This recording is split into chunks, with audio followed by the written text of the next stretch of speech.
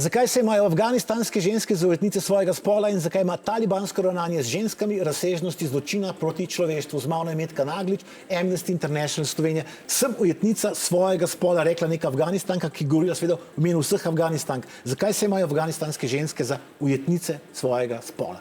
Ker so. Vse raziskave, podatki kažejo na to, da so ženske in dekleta zaradi svojega spola pravzaprav sistematično pod napadom. Ne morejo zapuščati svojega doma. Če zapustijo svoj dom, morajo biti pokrite od glave do pet.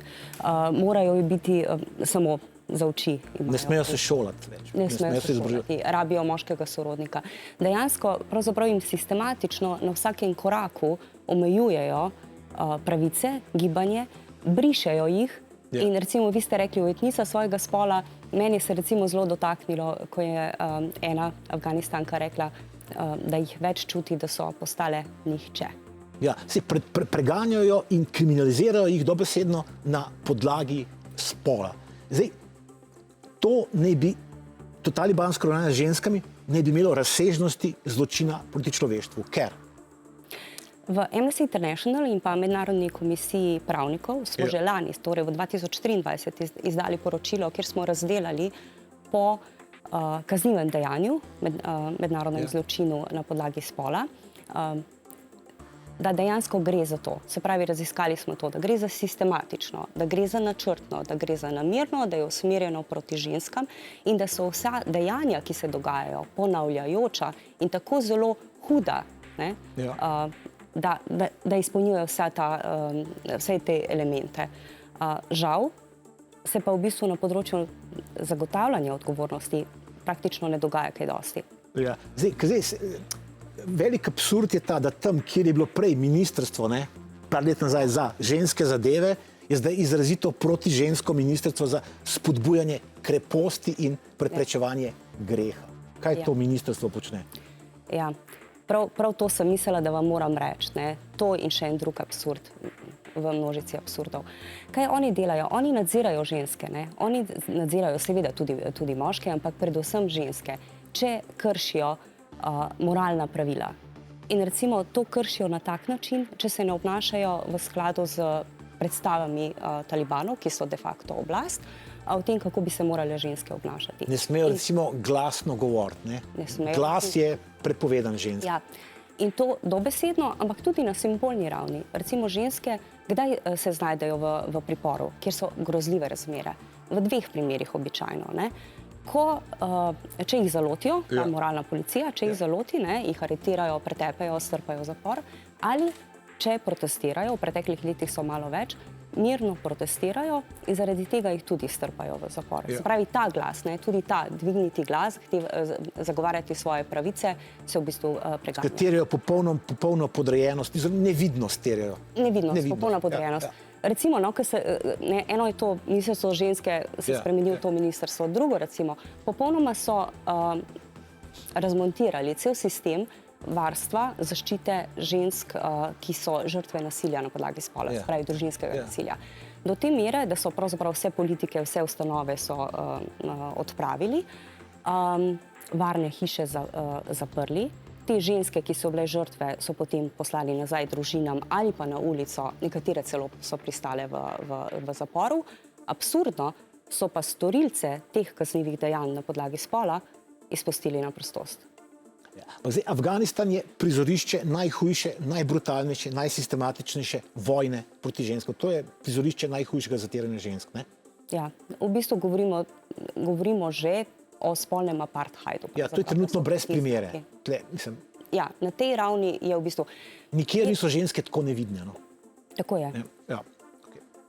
Ampak, kar je ironija spet, Afganistanke so volilno pravico dobile leta 1919.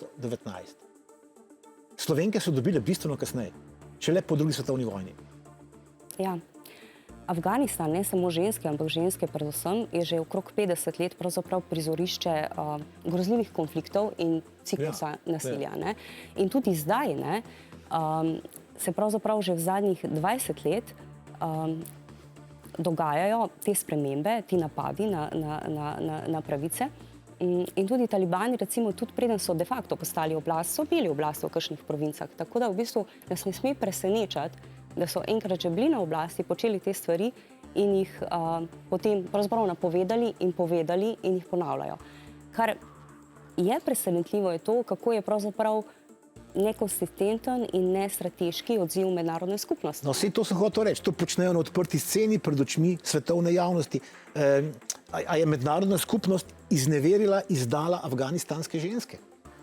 Čuti se tako, tudi one čutijo to. Recimo, mi smo zdaj, ko je bila 3. obletnica pravzaprav že prevzema oblasti, kaj so povedale, ne? Ko smo se pogovarjali o Amnesty International z Afganistankami, ki so še vedno v Afganistanu, za tistimi, ki so uspele pobegniti. Frustracija. Ena velika frustracija je pa strah. Strah pred tem, kaj bo še prišlo. Ker kar so ustvarili talibani, je ozračje strahu, ne, in absolutnega nadzora. In ja, skoraj neverjetno je, da seveda so drobne pobude tukaj, pobude tam, ampak skoraj neverjetno je, kako pravzaprav nekako se nič ne spremeni, ne, kako se ta situacija... Kaj pa lahko stori mednarodna skupnost? Zdaj, postopke, če razumem, bo sprožila prek meddržavnega sodišča, to je prek sodišča, prek katerega je mednarodna skupnost sprožila postopke proti Izraelu, ampak to Izraela ni ustavilo, zakaj bi talibani? Dva sklopa stvari sta, ki jih lahko naredijo. Eno, to, kar ste omenjali, je zagotavljanje odgovornosti. In tukaj je v bistvu že par stvari se dogaja, samo ne dovolj. Zakaj je odgovornost pomembna, ne? Žrtve morajo doseči pravico. In če se ne zagotovi zbiranje dokazov, ohranjanje dokazov, ne bojo nikoli doživele v prihodnosti recimo te poprave krivic. Se pravi, to zagotavljanje odgovornosti je dejansko zelo pomembno. Ampak drug sklop je pa to, kjer seveda države izkoristijo svoje druge vplive, ki jih imajo, zato da bi spremenile situacijo. Pri čemer ne govorimo o nečem, kar bi še poslabšalo življenje žensk, ne? Ampak govorimo o targetiranih sankcijah, od recimo prepovedi potovanj. Skratka, države, če želijo kaj oblasti, močne oblasti, če hočejo kaj spremeniti, tudi spremenijo. Talibani vodijo zdaj vojno proti ženskam, tudi vojna proti ženskam je tudi na zahodu pri nas, ne? Splav, reproduktivne pravice, boj za žensko telo. A veste, jaz se vedno sprašujem, tako v tem nekem znanstvenem, fantastičnem scenariju, če bi bila obrnjena situacija, če bi ženske bile talibanke in bi tako zavojevale moške, ali bi imeli že kakšno bolj konkretno ukrepanje.